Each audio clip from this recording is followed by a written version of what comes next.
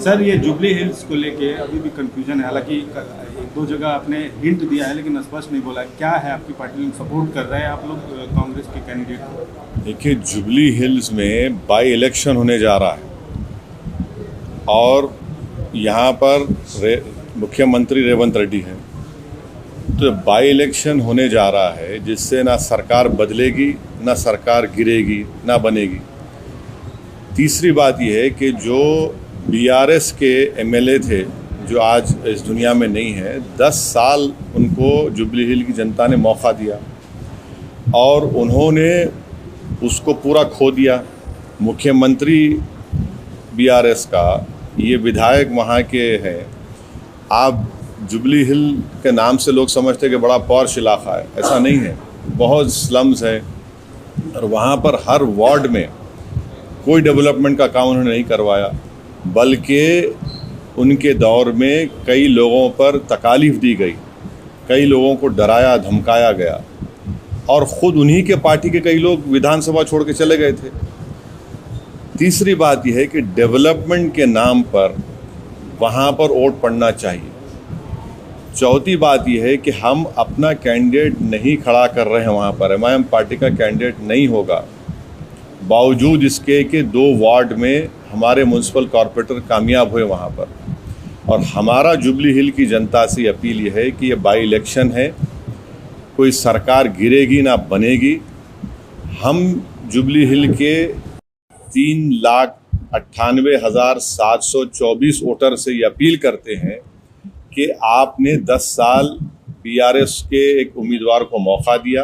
वो बीमार थे 2023 के विधानसभा के चुनाव में और बीमारी की हालत में भी गैर ज़रूरी बीआरएस ने उनको अपना कैंडिडेट बनाया, मगर अब की बार वो एक जुबली हिल की डेवलपमेंट के लिए तमाम वोटर से अपील कर रहे हैं कि वो एक नौजवान नवीन यादव को अपने वोट दें ताकि वो जुबली हिल में डेवलपमेंट ला सके। नहीं, नहीं, फ़र्क है कैंडिडेट। सवाल ये उठ रहा है, सवाल उठेंगे उसका नहीं है, मगर आपको पार्टी का जो फैसला है वो सुना रहा हूँ। पार्टी का फैसला यही है। और आखिरी बात, बीजेपी का वोट परसेंटेज बढ़ गया। कैसे बढ़ा? 2023 के तेलंगाना के विधानसभा में बीआरएस पार्टी का वोट था 37%। 4-5 महीने के बाद जब पार्लियामेंट के इलेक्शन हुए, बीआरएस का वोट हो गया 15%। ये जुबली हिल सिकंदराबाद पार्लियामेंट कॉन्स्टिट्यूंसी में आती है। आप यकीन नहीं करेंगे कि 16,000 वोट मिले खाली बीआरएस को, 70,000 वोट मिले बीजेपी को, 1 लाख के करीब मिले दानम नागेंद्र को। 7 विधानसभा जो तेलंगाना के पार्लियामेंट क्षेत्र में आते हैं, 7 में से 2 पर ही जीती कांग्रेस। एक नामपल्ली जहाँ से एमआईएम का एमएलए था और जुबली हिल्स। तो ये जनता को ये देखना है, बीआरएस का वोट गिर चुका है, बीजेपी का वोट बढ़ा है और इसीलिए पार्लियामेंट के चुनाव में एक भी एमपी बीआरएस का नहीं कामयाब हुआ है। तो अभी 2.5-3 साल बाकी हैं सरकार को। तो इससे इसको इस तरह से आप लोग राय को पहाड़ मत बनाइए।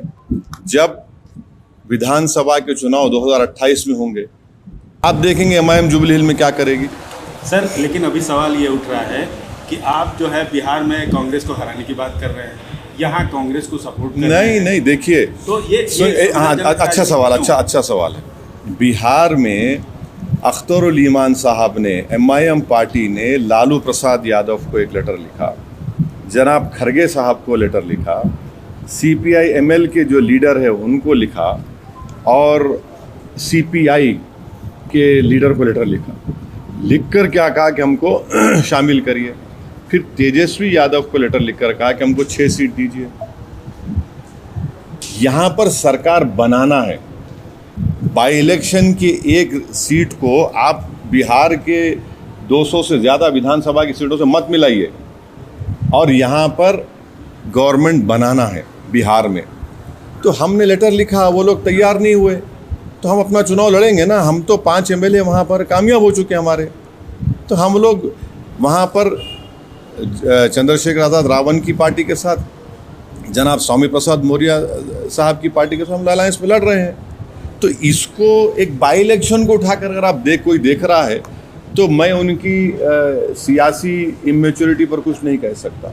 अच्छा सर, सवाल एक और है कि एक मुस्लिम कैंडिडेट और वहाँ देखिए, हमारा कोई candidate jubilee hill by election में नहीं है, और अगर कोई MIM पार्टी का नाम ले रहा है कोई इंडिपेंडेंट कैंडिडेट तो हम इलेक्शन कमीशन को लेटर देंगे।